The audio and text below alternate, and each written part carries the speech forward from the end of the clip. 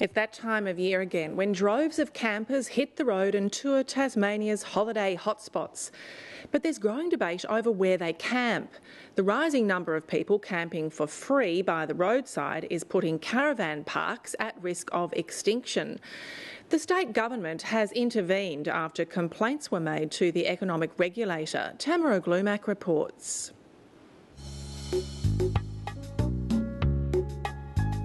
They're setting up camp in public car parks, reserves, on beaches and anywhere else that doesn't cost a cent. Both locals and tourists are taking advantage of the state's free camp spots. I would say 95% of our members would stay away from caravan parks.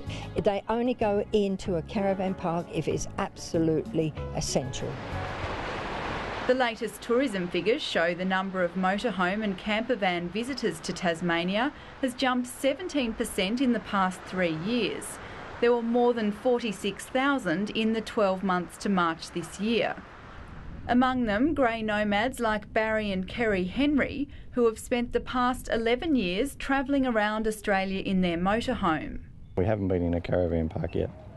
We're usually on the road 7 or 8 months a year. The couple were among more than 200 retirees who converged on Sorell near Hobart last month for a national motorhome rally. The hot topic was free camping, and the sentiment's strong. Free parking allows us, old biddies who are on pensions, to be able to still go out and enjoy ourselves and to take our animals with us. We free camp because we have a dog. She's old and she's well behaved, and far better behaved than a lot of children in some caravan parks, but caravan parks don't in general allow pets. You're looking anything up to $30 to $40 a night, which we would rather either put that into fuel in our vehicle so we can travel further, or put it into the local towns that we pass through. The growth in free camping has the state's caravan park operators worried. Some fear it could spell the death of their industry. There have been some closed down, and of course as these pressures increase and the value of land increases, there will be increasing pressure on caravan parks to remain in their current form. Once these parks are lost from certain areas, they won't ever be replaced because the land is just becoming too valuable. Already the industry has lost ground. Luxury resort Sapphire at Freycinet on the east coast has been built on land that was once a caravan park site. In Hobart, the Sandy Bay Caravan Park closed down 5 years ago, and in the state's northwest, Boat Harbour Caravan Park shut down. We're seeing a reluctance of people to invest further in upgrading of their facilities.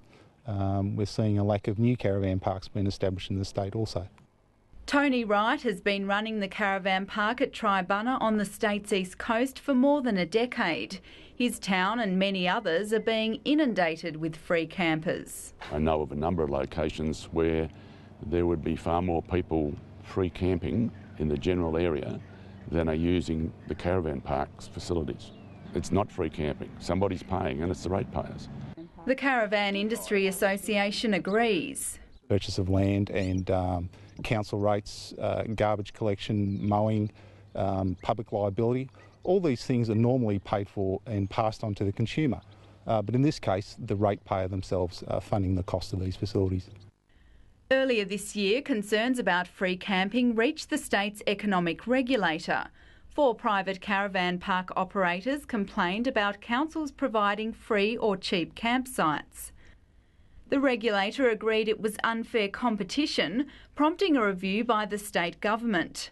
Last month, the government released a draft report recommending councils recover the full costs of operating overnight campsites. The Tourism Industry Council is warning against a one-size-fits-all approach. In areas like the Huon, for example, where there are no commercial operators in the lower part of the Huon, the councils should be able to continue to provide free parking because that's encouraging visitors to get down there, and that needs to be maintained. Obviously, in other parts of the state where there is a commercial operator and 5 minutes down the road there is a free council parking thing, there's a legitimate argument there that the council should be expecting to at least not provide an unfair advantage. With summer on the way, the free camping debate is set to heat up. The state government's seeking public comment on its draft recommendations and plans to release a final report by Christmas. But with Tasmania's tourism downturn, caution is being urged. What we're a bit worried about is that you end up with a response that sends a message to these visitors and these consumers, who are a fast-growing and a very attractive market for us in terms of visitation to Tasmania, a message that there is no way affordable to park in Tasmania.